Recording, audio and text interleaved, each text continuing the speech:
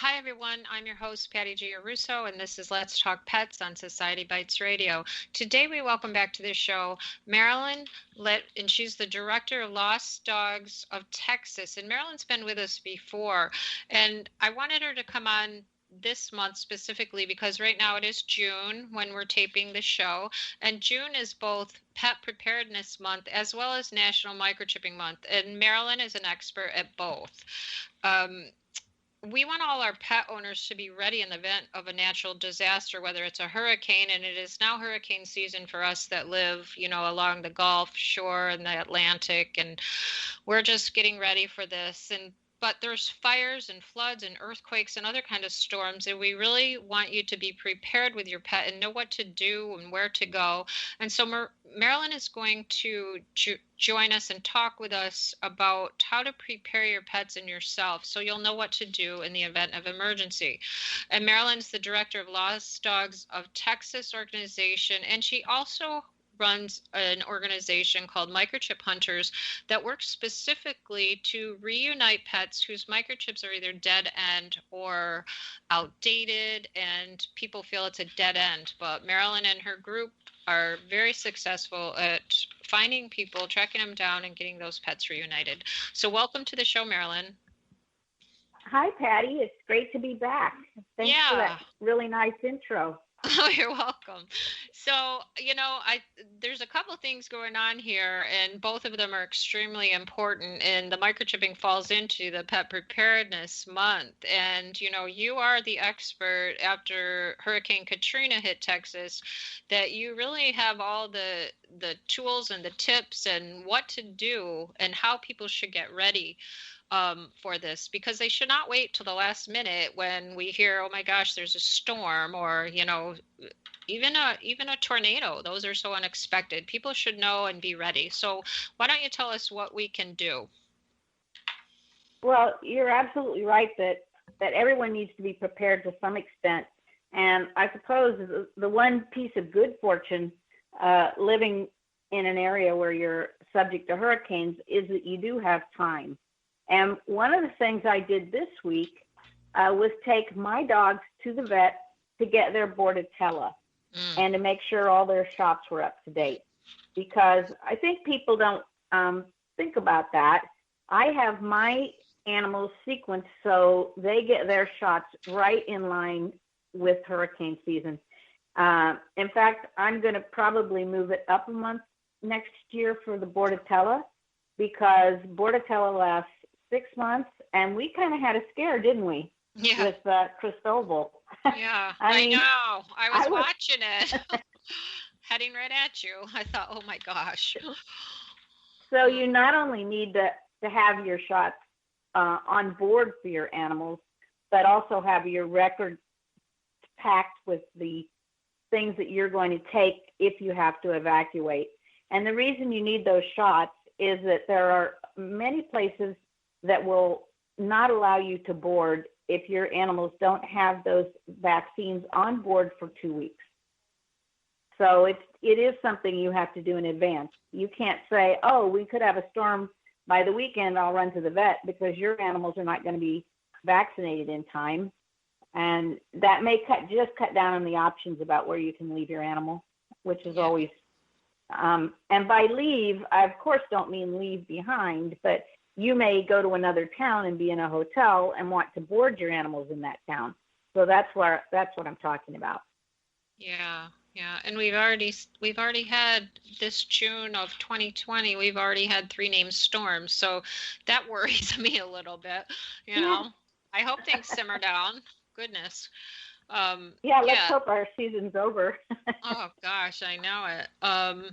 So medical records and that is one of the most important things to prepare in advance. And there's also we talked about a kit or a bag or something to be ready that you can always have prepared in the case of emergency to just grab it. And what types of things do you suggest would be in that?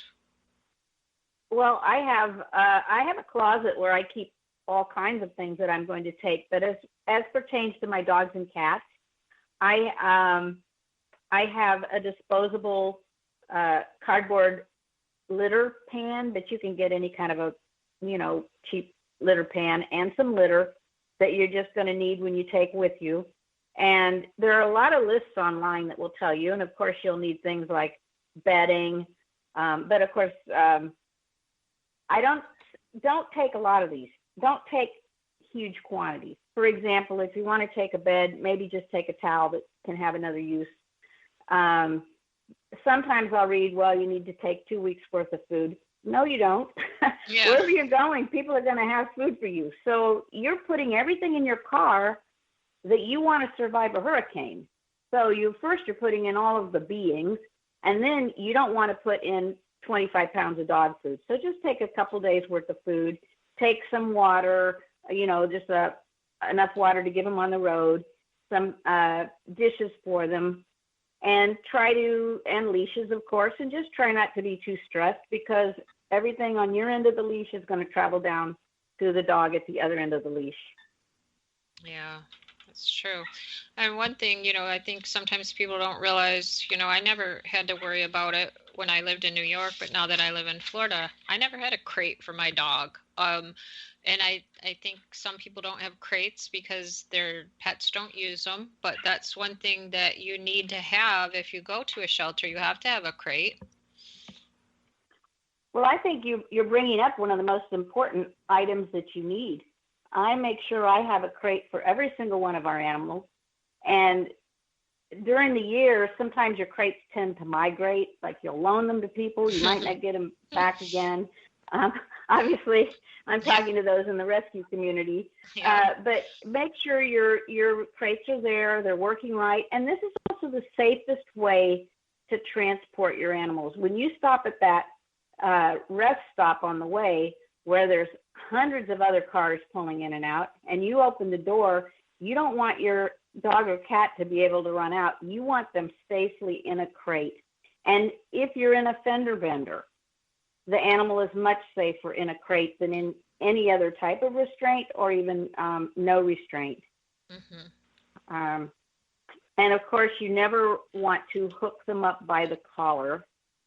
If you're restraining an animal in a car, they have to be either in a crate or a harness, because right. A collar is too dangerous.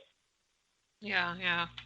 And of course, we feel that we don't even need to say this, but of course we do, because we just know this in and out, and day in and day out, is the collar and the ID tags. And if you don't have ID tags, you can always get a Sharpie and write your number on your collar, but do something, and that's one of the things to prepare is, if you don't have an ID, if you don't have a collar, go get one now, don't wait.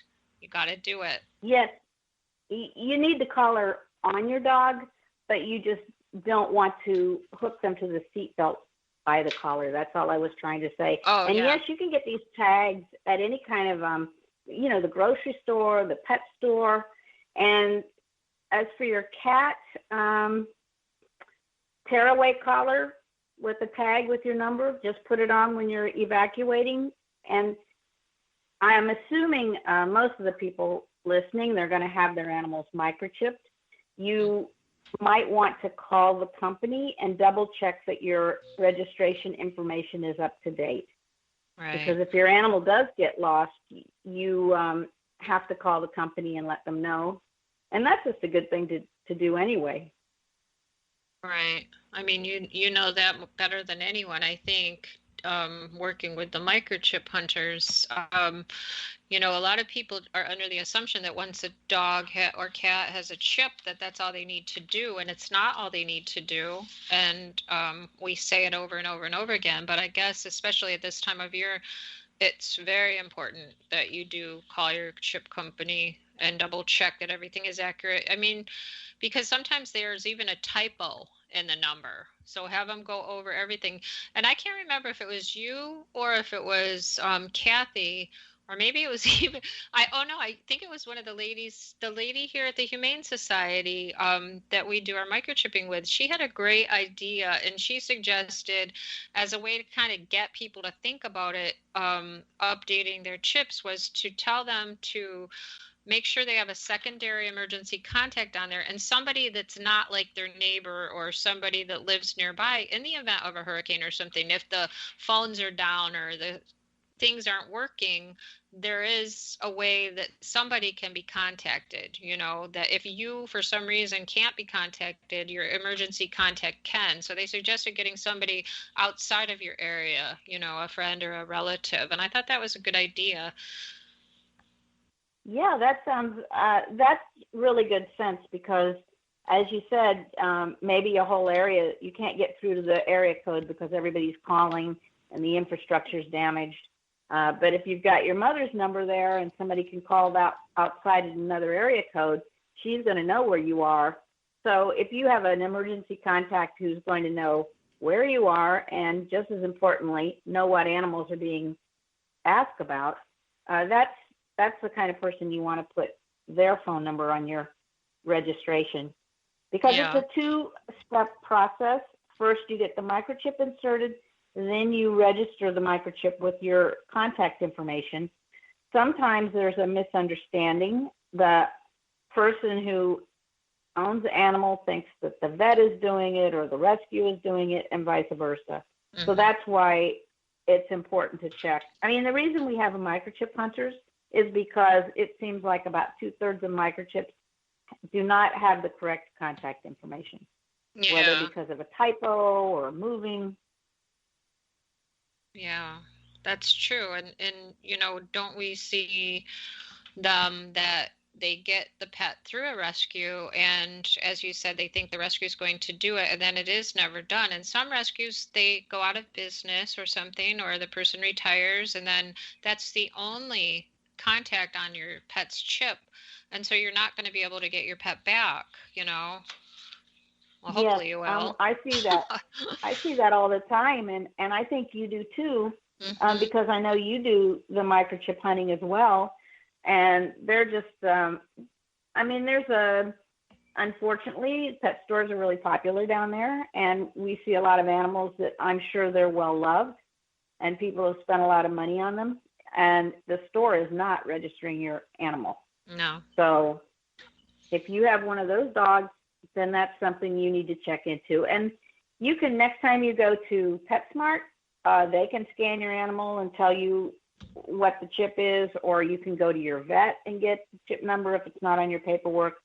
It's not that difficult, and they can also help you with who to call if you don't understand who to call. Yeah.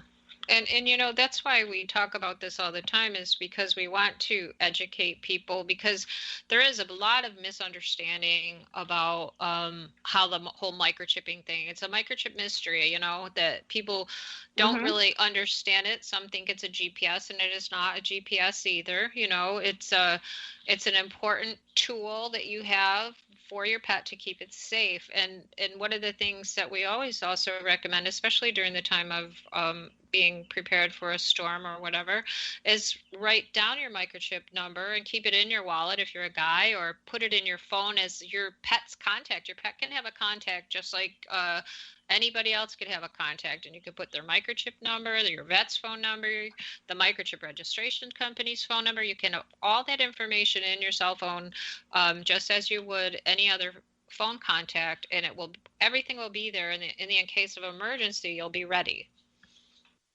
Well, that's a great idea, because we all have our phones with us, and there's no reason that we should be scrambling around for something that's on a piece of paper in a folder in the house we just left, when we could have just as well put it on our phone and taken it with us. Another thing, just going back to what we were talking about before about when you evacuate in case of a disaster, or you need to find housing after a disaster. One thing you can do is call ahead to reserve at a hotel or a motel that allows animals. And